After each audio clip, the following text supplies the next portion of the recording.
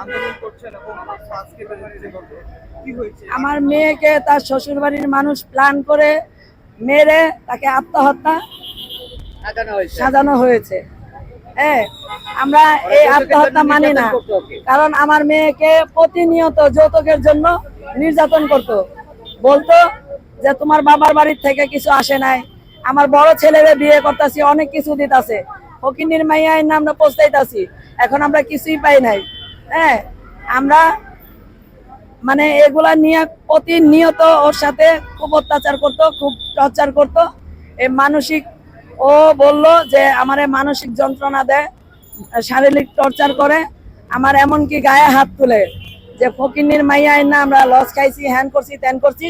আজ পর্যন্ত 2-4-5 লাখ টাকা আইনা দিতে পারে নাই। ব্যবসা করব, ফার্নিচার নাই, ফার্নিচার দেয় নাই, আমাদের কোনো কিছু দেয় নাই। হ্যাঁ, তোরে আমি রাখবো না, তুই আমার ঘর থেকে বের হয়ে যা, মানে মারধর করতো, সবসময় মারধর করতো। ও একা বিয়ে করছে দেখে আমাদের কাছে অনেক কিছু জানাই নাই, অনেক কিছু জানাই নাই, নিজে গোপনে রাখছে, নিজের গোপনে কান্না করছে, কোনো সময় আমাদের জানাই নাই। কারণ ওর পছন্দের বিয়ে, আমাদের পছন্দ ছিল না, যার কারণে ও ওর সাথে এরকম করছে। করার পরে রাত্রে ফোন দিয়ে বলছে, মা বোন আমার সাথে খুব টর্চার চলতেছে, শারীরিক মানসিক টর্চার চলতেছে, আমাকে লাথি দিয়ে ঘর থেকে বের করে দিছে।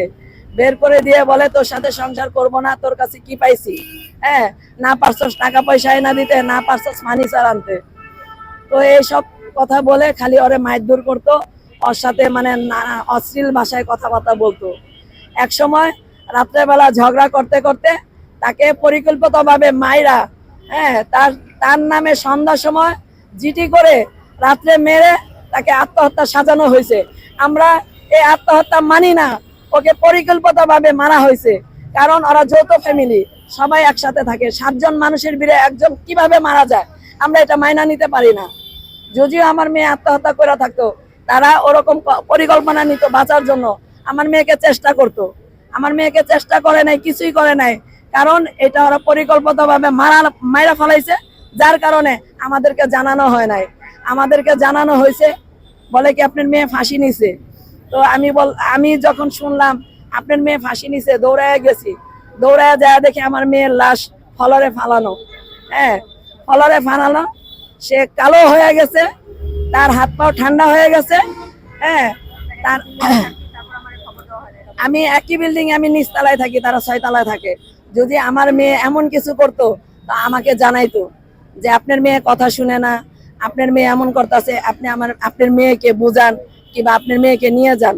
এই ধরনের কোনো 5 মাসের ভিতরে আমাদের কোনো বিচার দেয় নাই, আমাদের কোনো জানানো হয় নাই যে আমার মেয়ে এত অশৃঙ্খল, এত মানে খারাপ।